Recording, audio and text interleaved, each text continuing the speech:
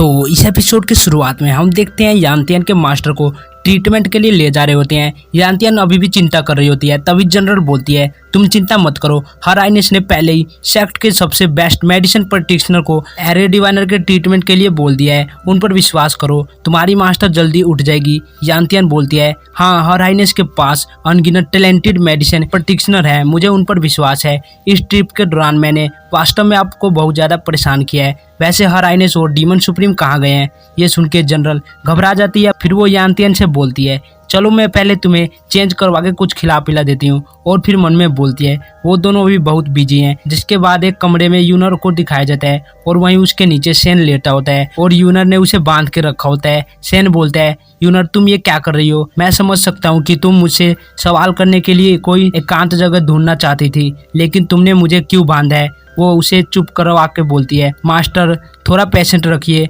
और इतना मत बोलिए। वहीं सेन मन में बोल रहा होता है, मेरी ये एल्डेस्ट डिसाइपल सच में नाराज है, लगता है ये मुझे इतनी आसानी से नहीं जाने देगी। चलो जो वो कर रही है मैं करने देता हूँ ताकि वो शांत हो जाए। तभी यूनर उसकी आंखों पर रिबन बांध देती है और उसके सिरे को अपने उंगली में बांध लेती है। सेन मन में बोलता है, रुको ये फीलिंग तो। तभी यूनर बोलती है, आप बोल रहे हैं ये एक कोइंसिडेंट था, क्या आपको लगता है यूनर 3 साल की मूर्ख बच्ची है?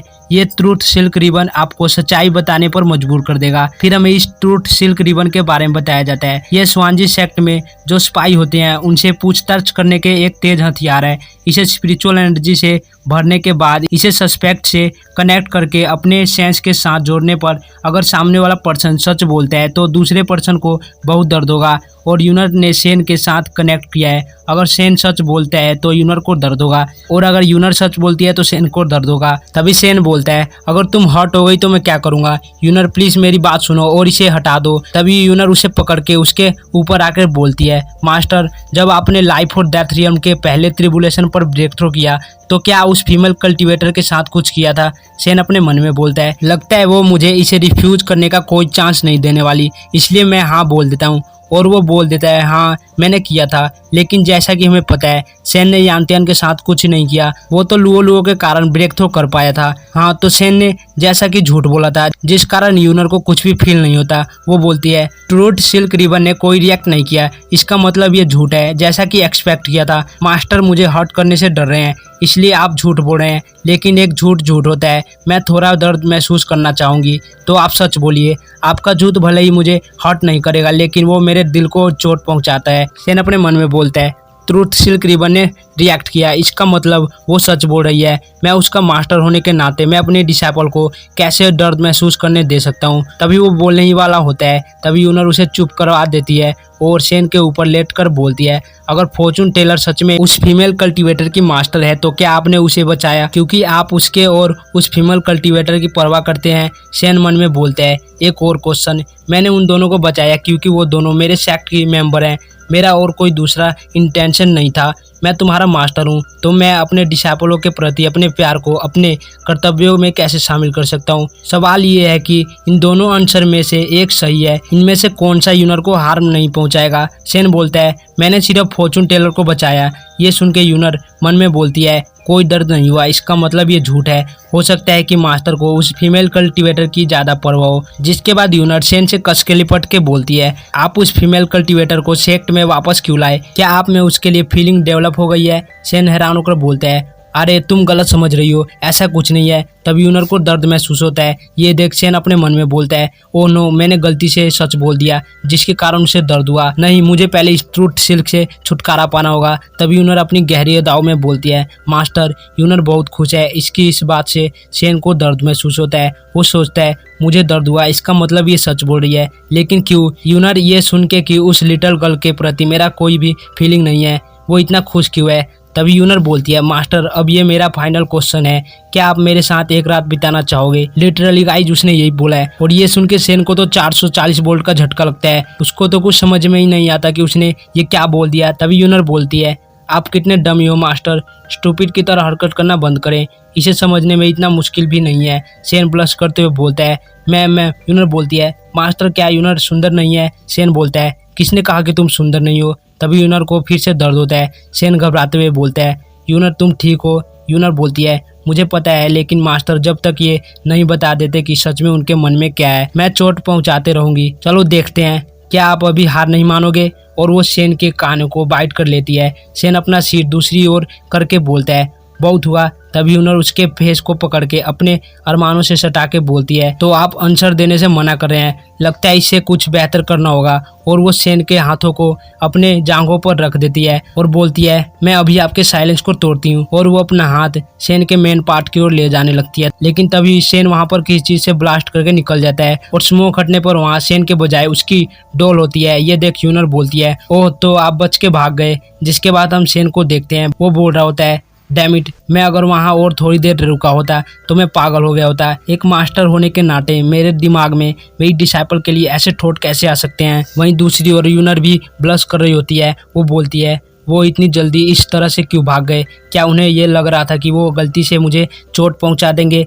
सिली मास्टर, कोई बात नहीं है, हमारे पास अभी भी पूरा दिन है। फिर सीन शिफ्ट होता है, हम शेन को देखते हैं जो एक झरने के नीचे बैठकर खुद को शांत करने की कोशिश कर रहा होता है, लेकिन वापस से उसके माइंड में यूनर का ख्याल आने लगता है और उसका अकेला खड़ा हो जाता है।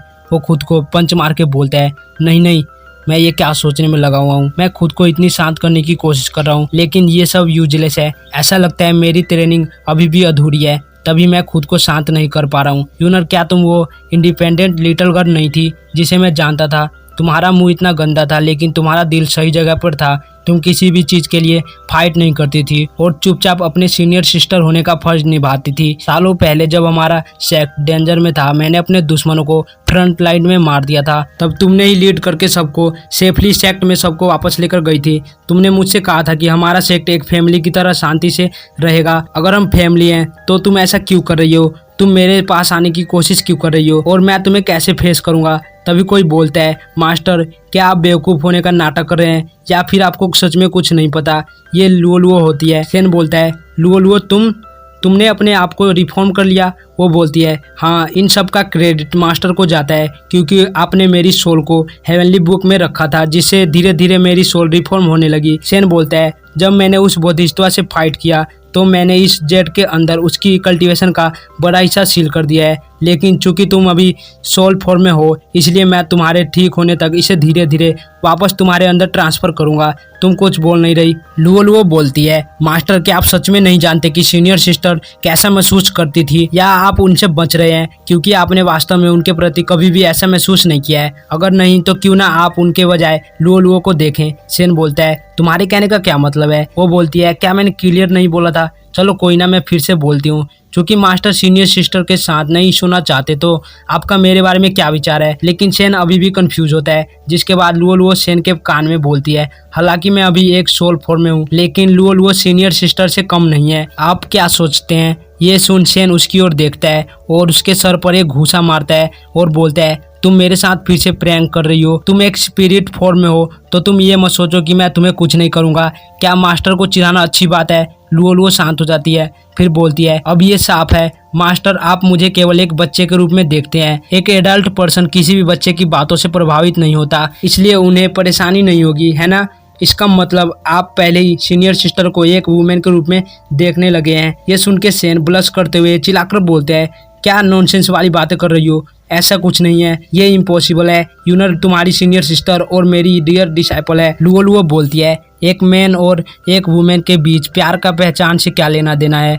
या ऐसा हो सकता है सीनियर सिस्टर आपके टाइप की नहीं है? मास्टर, क्या आप उनसे छोटी यानी मुझे पसंद करोगे? शेन चिल्लाते हुए बोलता है नॉनसेंस साइज का इससे क्या लेना देना है? तभी लुओ हेवनली स्क्रॉल के अंदर चली जाती है क्योंकि वहाँ यूनर आ गई होती है। वो हेवनली स्क्रॉल को उठाते हुए बोलती है मास्टर, आप किससे बात कर रहे थे और आप यहाँ इस सीक्रेट प्लेस पर छुपे हुए हो, लेकिन मैंने फाइनली आपको ढूंढ ही लिया। शेन स्क्रॉल को लेके थैंक्स बोलता है और फिर सोचता है ऐसा लगता है उसने लुओ को नहीं देखा।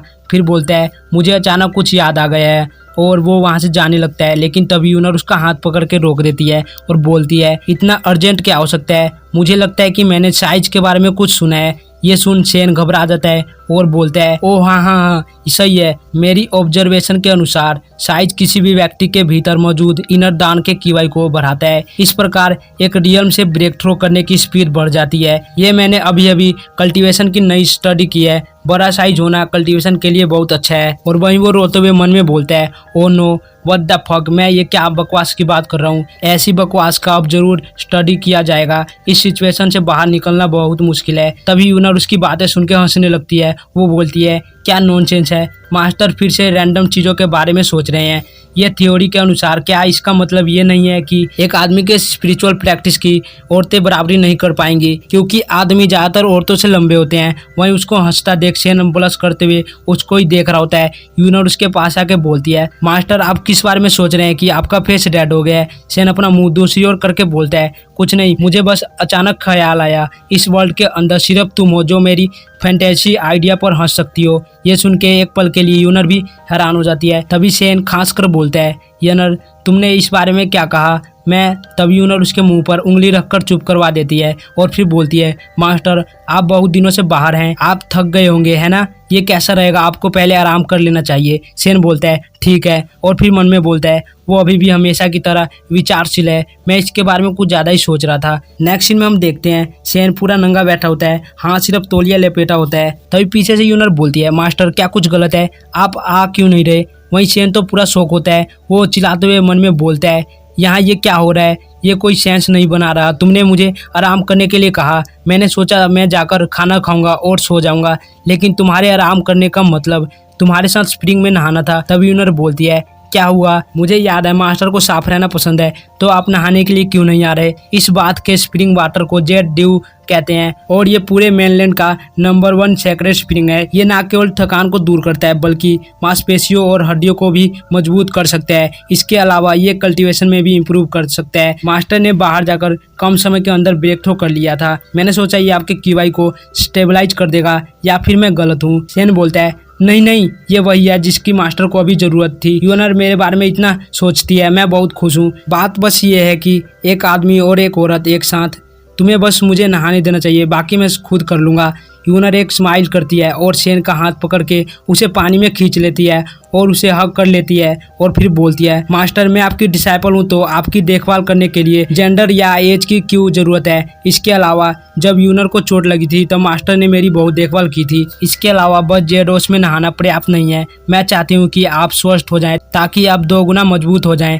जिद्दी मत बनिए मास्टर, इस बार बस मेरी बात मान लीजिए और मुझे आपको सर्व करने दीजिए, ठीक है। सेन बोलता है, मुझे इसकी ज़रूरत नहीं है, मैं ये सब खुद से कर लूँगा। तभी हेवनली स्क्रॉल से लुओ निकल के सेन को पीछे से धक्का देती है, जिससे सेन सीधे यूनर पर जाकर गिरता है और उसका एक हाथ उसके अरमानों पर चला जाता है। सेन तो पूरा सदमे में चला जाता है और यहीं पे एपिसोड खत्म होता है। मिलते हैं नेक्स्ट एपिसोड में, तब तक ले बाय बाय।